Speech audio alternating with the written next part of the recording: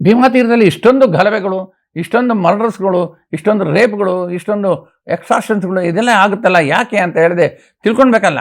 ಯಾಕಂದರೆ ಹರಿಜನ್ ಚಂದ್ರಪ್ಪ ಅಂತ ಇದ್ದ, ಅವನು ಮೋಸ್ಟ್ ನಟೋರಿಯಸ್ ಫೆಲೋ.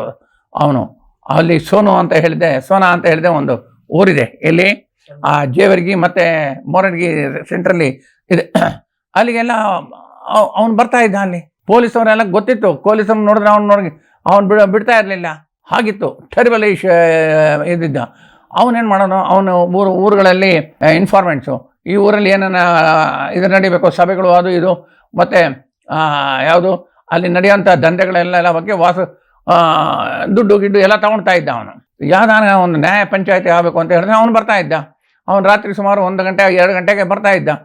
ಬಂದಿದೆ ಇಲ್ಲೂ ಇದ್ದ ಒಬ್ಬ, ನಮ್ಮ ಪಾವಗಡದಲ್ಲಿ ಇದ್ದ ಒಬ್ಬ, ಪೆರಿಟಾಲ್ ರವಿ ಅಂತ ಹೇಳಿದೆ. ಅವನು ಅಷ್ಟೇ, ಏನಾನ ಇದು ಡಿಸಿಷನ್ ಆಗಬೇಕಾ, ರಾತ್ರಿ 2 ಗಂಟೆಗೆ ಬರ್ತೀನಿ ನಡ್ರಿ ಎಲ್ಲ ರೆಡಿ. ಅವನು ಯಾಕಂದ್ರೆ ಯಾವ್ದಾನ ಮದುವೆಗಳಿಗೆ ಹೋಗ್ಬೇಕು ಅಂತ ಹೇಳಿದ್ರೆ ಬರ್ತೀನಿ ಅಂತ ಹೇಳಿದ್ಮೇಲೆ ಅವ್ನು ಬಂದೇ ಬರ್ತಾನೆ. ಯಾವಾಗ ಬೆಳಗಿನ ಜಾವ 4 ಗಂಟೆಗೆ ಬಂದ್ರೇನು ಬಂದ. ಜನ ಅಷ್ಟು ಇರ್ತಾ ಇದ್ರು. ಆದ್ರೂ ಯಾತಕ್ಕೆ ವೆಂಕಟಾಲ ಅಂತ ಹೇಳಿದೆ ಒಂದರಲ್ಲಿ ಇದಿತ್ತು, ಅದರಲ್ಲಿ ಒಬ್ಬನಿಗೆ ಇದು ಮರ್ಡರ್ ಮಾಡಾಕ್ಬಿಟ್ಟಿದ್ರು. ಪೊಲೀಸ್ ಎನ್ಕೌಂಟರ್ ಎಲ್ಲ ಆಗಿ ಪೊಲೀಸ್ ಅವ್ರ ಮೇಲೆ ಅವರು ದ್ವೇಷ ಮಾಡಬೇಕು ಅಂತ ಹೇಳಿದ್ರೆ ಅಲ್ಲಿ ಈಗ ಒಂದು KSRP ವ್ಯಾನ್ ತಗೊಂಡಿದ್ದೆ. ಅಲ್ಲಿ ವೆಂಕಟಾಲ ಅಂತ ಹೇಳಿದೆ ಒಂದು ಊರಲ್ಲಿ ರಾತ್ರಿ ಹೊತ್ತು KSRP ವ್ಯಾನ್ ಎಲ್ಲ ನಿಲ್ಸಿದ್ರು. ಕಡೆಗೆ ಈ ಪೆರಿಟಾಲ್ ರವಿ ಮತ್ತೆ ನಕ್ಸಲೈಟ್ ಒಂದು ಗ್ರೂಪ್ ಎಲ್ಲ ಬಂದಿದೆ. ಕಡೆಗೆ ಪೊಲೀಸ್ನವರಿಗೆಲ್ಲ ಸಾಯಿಸ್ಬಿಟ್ರು ಸರ್. ಅದು ಮಧುಗಿರಿ ಹತ್ರ ಇದೆ. ಬಹಳ ದೊಡ್ಡ ಒಂದು ಪ್ರಸಂಗ ನಡೆದಿತ್ತು ಅಲ್ಲಿ ನಕ್ಸಲೈಟ್ಸ್. ಆಮೇಲೆ ಈಗೆಲ್ಲ ಕಡಿಮೆ ಆಗೋಗ್ಬಿಟ್ಟಿದೆ. ಈಗೆಲ್ಲ ಬಹಳ ಎಲ್ಲರೂ ಸರೆಂಡರ್ ಆಗ್ತಾ ಇದಾರೆ. ಬಿಡಿ, ಸರೆಂಡರ್ ಆಗದೆ ಅವ್ರಿಗೆ ಗೊತ್ತಾಗಿದೆ ಈಗ ಎನ್ಕೌಂಟರ್ ಮಾಡ್ತಾರೆ ನಮ್ಗೆ. ಯಾಕಂದ್ರೆ ಛತ್ತೀಸ್ಗಢ ಆ ಕಡೆ ಎಲ್ಲ 31 ಜನ 60 ಜನ ಹೊಟ್ಟೋಗ್ಬಿಟ್ಟಿದ್ದಾರೆ ಪೊಲೀಸ್ ಎನ್ಕೌಂಟರ್ಸ್ ಅಲ್ಲಿ. ಇದರಲ್ಲೂ ಹಾಗೆ ಆಗುತ್ತೆ.